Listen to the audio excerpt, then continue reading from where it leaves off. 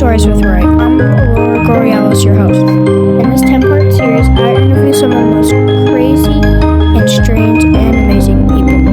On tonight's very special premiere of Stories with Rory, I interview Las Vegas' own master magician, sideshow performer, and satanic advisor on the hit show Ghost Adventures, Mr. John Shaw. John Shaw has been performing his insane stunts all over the world, and tonight he's here to chat about his experience in the entertainment world and maybe even show us a cool trick or two. But you have to stay till the end. The time has come to meet the master. Welcome to Stories with Rory, Episode 1, John Shaw. So my uncle had this bag. Took the bag and he showed me the bag, that it was empty. Nothing inside, right? He waved his hand over the bag. He reached inside and produced a real bird out of the bag. Now that wasn't the cool thing. He was like, guess which hand? It's rubber. Is to put this ring on this ring. Yeah, one side. So that it falls in the middle. Perfect. You're awesome at this. So this is where you come in. You have to pull on it, make sure it doesn't come off with your hand. Yeah, the ring. Does the ring come off? No. Okay. Cool. Now, you said you know how to tie a knot, right? I want you to go ahead and tie a knot on top of my hand so that the rope doesn't come off. Just tie it however you want. You literally can't get it wrong.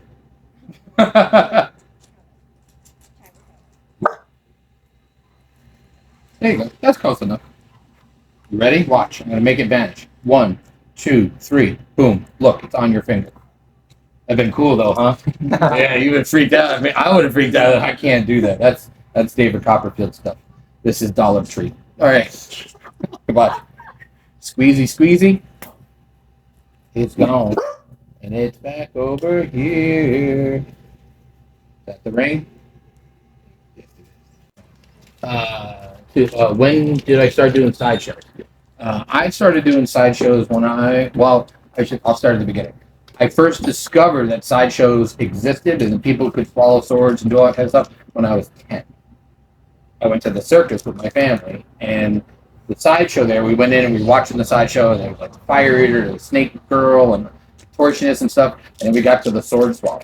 And he called me up on stage, and he swallowed the sword. He got down on his knees, and he told me to pull the sword out. And I pulled it out. I held it up in the air. The crowd went crazy. My little 10-year-old brain thought I was amazing. But in reality, I didn't do anything. But that's what sparked my interest in wanting to do that kind of stuff. Because I started doing magic when I was like 8. And then I got into the sideshow stuff at 10. So around 11, I started teaching myself how to eat fire. Not advisable. But I started teaching myself how to eat fire.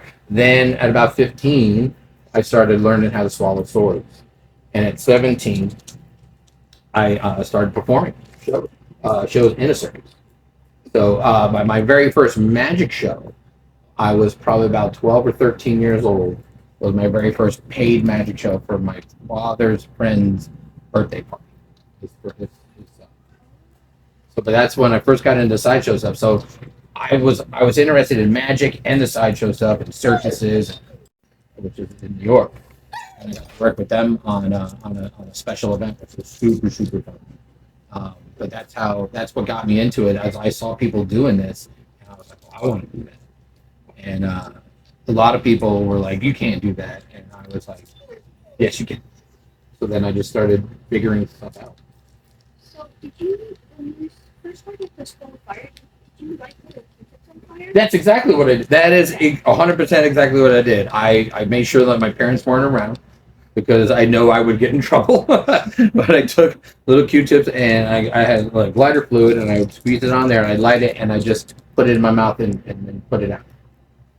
So do you like just use your saliva?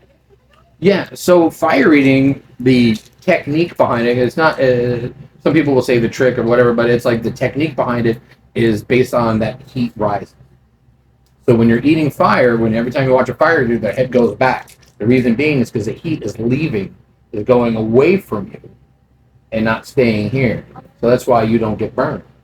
So you need to create a lot of saliva in your mouth so that your mouth is very, very wet, as wet as possible.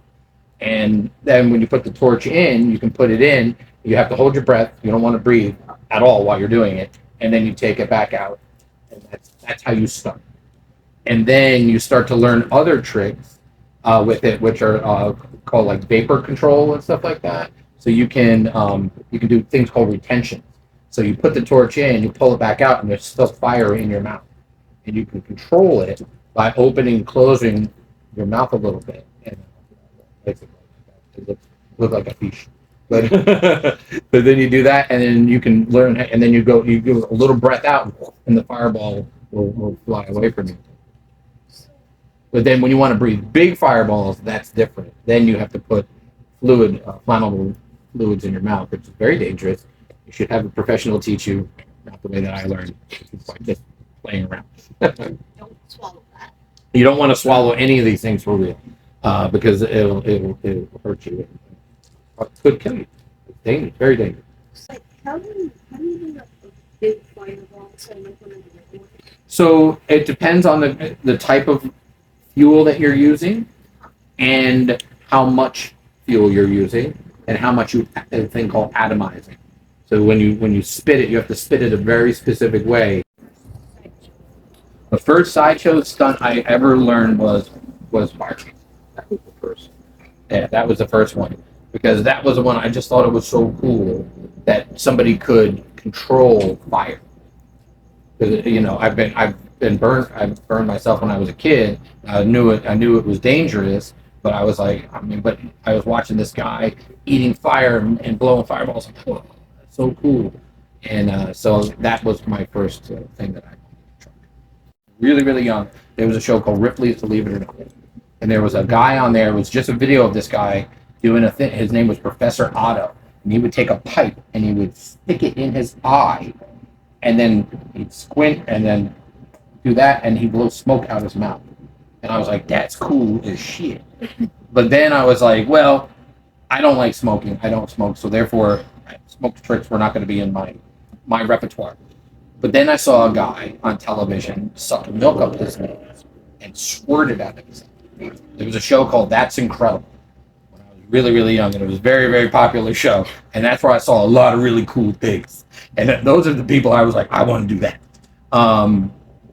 So I wanted to learn how to do that. So I took a bowl of milk and I shoved my face in it and sucked it up my nose and choked myself and threw up on myself over and over and over again until I figured out how to make it work.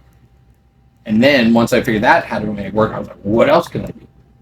And then I started with little tiny, tiny beads, like the little friendship bracelet kind of things, little tiny, tiny, tiny ones. And I spent months and months and months figuring it out. It took me 5 years to be able to do the popcorn. So if you're doing the beads, the popcorn can some of a little bit of the kernel, their shells on it, can some of it come off? So one thing I learned is the type of popcorn that is best to you. That's Orville Red. Sometimes name brands are very important. The reason being is because, and you want to actually clean them off, because they usually have like a dust and stuff, which doesn't feel good. It stings and irritates the eye and everything like that. So I like to use his because his are more clean, and then I will usually clean them ahead of time to make sure that everything is good. And I usually just wash them off in a strainer, and then I let them just dry. So this way, when I use them, they're all clean. So they don't get like the dust. Yeah, because otherwise it burns really bad. Yeah. I think maybe you sneeze. Yeah. Oh yeah, yeah. Sometimes you sneeze when you're doing it. Yeah. So sometimes if you don't get it right, when you suck it into your nose, it'll go into your throat. So sometimes it'll go up you'll push it up your nose, and then because it's all connected. So when you suck it up your nose, sometimes if you don't get it like in the right spot, it winds up in the back of your throat. You want to swallowing it, and then you got to start again. John Shaw is a man who enjoys his popcorn. Please welcome John Shaw. Please welcome John Shaw. There he is. Whoa, this guy's weird. Oh my God! This is the best of oddities. I can suck these kernels up my nose and then shoot them out of my tear ducts. And then Man, So you're going to take a popcorn kernel. Yeah. You're going to snort it up your nose. Suck it up my nose. And then I'm going to use air pressure and muscle control, and I'm going to shoot them out of my tear ducts. Out of your eyeball.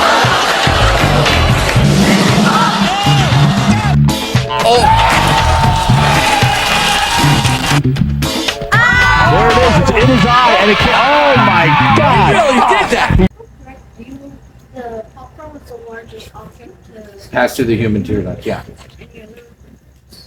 Yeah, I hold the world record for the longest drill bit put into the human skull. So like a power drill. And I can put the drill in 6 inches long into my skull. Yeah. Yeah, I'm pretty good. I hold some other stuff for like eating one of the coldest objects in the world. I can eat chunks of dry ice, which are 150 degrees below zero. Yes, they can. Well, I can. I ended up on Ghost Adventures. It was kind of a weird thing. So I started performing at the Haunted Museum in August. And then October rolled around, and Zach came in and he's like, hey, you know a lot about like satanic and demonic stuff, right? And I'm like, yes, I do. And he's like, cool. He's like, you know about symbols and stuff? I'm like, yes, I do. He's like, great. I need somebody to come on the show and talk about that stuff. He's like, so can you come on and be like the satanic consultant, expert, whatever? And I'm like, sure. So he's like, great. Meet me here on Wednesday night, and we're going to shoot the episode. I'm like, okay, great. So that's literally how it happened. He walked in, we talked about stuff, and he was like, okay, I need you for the show. And boom, then I was on the show. Yeah. It's not a great story, but it's also a fun story. What's your favorite trick that you've done? Favorite trick? Yeah. Oh, trick. No, trick. Magic trick. Yeah. Favorite magic trick?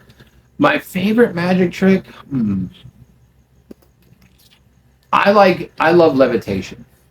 Like when somebody floats. One of my favorite levitations I've ever done was where I made the girl float up in the air and then made her vanish in midair, and then she reappears in the back of the audience. Yeah. How does that work? It's about $15,000. That's how it works. I would think maybe some double game. No, it's money. The cooler it is, the more expensive it is, and with a lot of things in life. Favorite stunt? My favorite stunt, sideshow stunt to do all day, every day, fire eating and fire breathing. That's my favorite thing to do. Anytime I get to start a show with doing fire eating and fire breathing, it makes me so happy. 'Cause I don't know, I just like it. It's such a cool thing, and watching people's faces when you blow like a 10, 12 foot like fireball and it goes out in front of the audience and their eyes get all big and stuff. It's good. The first sideshow stunt I ever learned was fire. That was the first. Yeah, that was the first one, because that was the one I just thought it was so cool that somebody could control fire. Because I've been burned. I burned myself when I was a kid. I knew it was dangerous, but I was like, but I was watching this guy eating fire and blowing fireballs. Like, whoa, that's so cool. And so that was my first thing that I tried. What's your favorite horror movie? My favorite horror movie. Actually, probably one of my favorite horror movies of all time is a movie called Salem's Lot. You ever see that one? When I was a little kid, it was made for TV. It was a made for TV movie, and it had a guy who was part of this show called Starsky and Hutch, and he was the blonde-haired guy on the show. And it was this movie about this guy. He was like an investigative reporter, and he goes to this town. And he's like, there's an antique store that just opened, and there's two guys that own it, but the other guy is coming from some other country or something like that. And then nobody ever sees this other guy, but they have all these really expensive old things. And and then he lives in this weird, creepy house. And so the guy's just curious about him. He tries to find out more and more about him and his partner, but they're very elusive and like they don't want to talk about it. And nobody ever sees the other partner. It's like, oh no, he's coming to me. Well, turns out that guy is vampire. And the scariest part, this freaked me out when I was a little kid, and I wouldn't go into the kitchen at night because they had this round rug in the kitchen, And we had that same rug when I was a little kid because this was the 70s. And this is like before, like, you know, everything was made. And, and the vampire came up out of the floor and then attacked everybody. And I thought, as when I was little, that if I went in there at night to go to get something out of the refrigerator, the vampire was going to come out of the floor and get me. So that movie terrified me as a kid. What's your favorite subject, like, in school? My favorite subject, I really liked social studies because I like history. That was the one thing. I didn't like it at first, and then when I started learning about it and like all the crazy things that exist in history, it was crazy because I learned about like Genghis Khan and like all the crazy stuff that he did, and, you know, and so I was fascinated by people who were, you know, villains and people who did bad things. I just liked creepy stuff when I was a kid. Clearly, you're in the same boat. Grandmother loved monster movies, and they would sit up with me on Saturday nights. We would watch this thing called Creature Feature, which was a TV show that came on at midnight on Saturday nights. And my grandmother she liked to stay up late at night, and so she lived downstairs from us. And so I would go downstairs, and we would watch. First, we would watch wrestling, and then we would watch Creature Feature. And so I got exposed to a lot of like horror movies really young, and they scared me at first. And then my grandmother would be like, "It's just a person in a mask. Like, there's people here. Like, obviously the monsters are doing stuff. Like, but there's somebody there with a camera, and there's somebody there with a microphone, and like there's a makeup person that makes them look like that." So they explained it to me in a way that made more sense, so that I wasn't scared of somebody in a mask. Did you ever, so since you studied history, I don't know if it's like the same subject, but did you ever study Greek mythology? I did look into some Greek mythology stuff. Yeah, I mean, we had that as part of our thing. They didn't dive really far into it, but as I got older, I started looking into more of it because of all the different gods and stuff that they had. Was really fascinating. Now with like the Marvel movies and stuff, with Thor and stuff, you get a little bits and pieces of it. But I love YouTube because I love the fact there's so many great documentaries. All right, check out this piece of rope. Make sure it doesn't come apart. So you know how to tie a shoelace, yeah? So one of the things that always happens when you tie a shoelace is that during the course of the day, it always somehow turns into a knot, right? But you can take the knot and go, would you, and move it down. But that's not the cool thing. You take it, and you can just make it. My favorite band? Ooh. I like a lot of different bands. I would probably say currently one of my favorite bands is a band called Ghost. I love the theatrical. Growing up, there was a band called Kiss. Thanks. The Living Dead Las Vegas coloring book. But you got to sign it for me.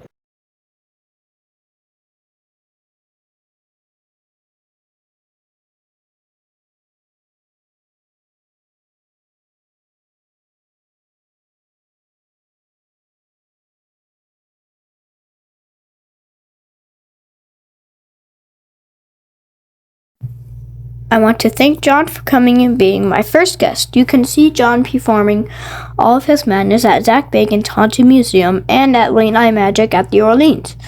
Links and show info will be down in the description below.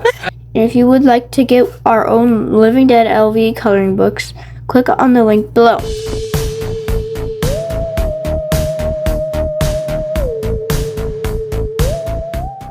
Join me next time when I interview illusionist, inventor, escape room builder, Bizarro. If you love creepy, weird, and sometimes freaky content, be sure to share this video, like, follow, and subscribe. Happy Halloween and stay spooky. And as always, unpleasant dreams.